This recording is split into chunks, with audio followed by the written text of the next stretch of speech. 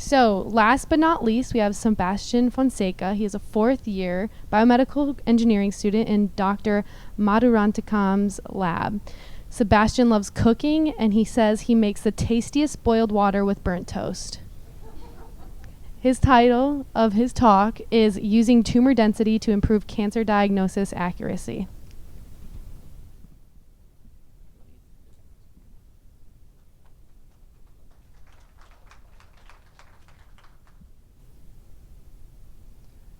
It's 5 p.m. and you're racing to make it in time for happy hour at your favorite restaurant, but you're stuck on bumper-to-bumper traffic on the highway. Every single lane is backed up by cars just trying to get through, honking. Not the most beautiful picture, I know. Now picture this. It's a quiet Sunday morning in the middle of quarantine. There are no cars on the highway, and you've never been happier in your life, right? Well, these two scenarios resemble quite well the differences in cell density between tumor tissue and healthy tissue. You see, tumors are often denser than the healthy tissue surrounding them. And because of this, water molecules cannot move as freely, in the same way a car cannot move in a traffic jam. In such images, regions with high cell density or cellularity will appear bright, whereas regions with lower cellularity will appear dark. Diffusion-weighted images are widely used in radiology because they provide great contrast between cancerous lesions and healthy tissue. And however, there are two main drawbacks of using diffusion weighting. The first one is motion. I don't know if any of you have ever been in an MRI, but one thing they always tell you is to stay as still as possible because motion can cause distortions in the image, which are accentuated whenever diffusion weighting is applied.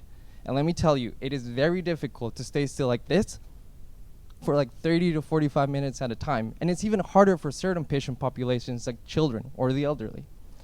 The second drawback is that fat tissue can sometimes be confused with tumor tissue because fat is also very dense and will thus also appear very bright in diffusion-weighted images. Going back to our car and traffic analogy, it's like if the vehicles and the roads were the exact same color. Looking down from a tall building, it would be very difficult to differentiate the cars from the asphalt. And sometimes physicians have a really hard time outlining the margins of the tumor and can even make mistakes by identifying fat tissue as tumor tissue. My project is focused on addressing these two issues by designing a novel data acquisition strategy that oversamples certain parts of the image at specific time intervals and uses this additional data to correct for motion-induced errors.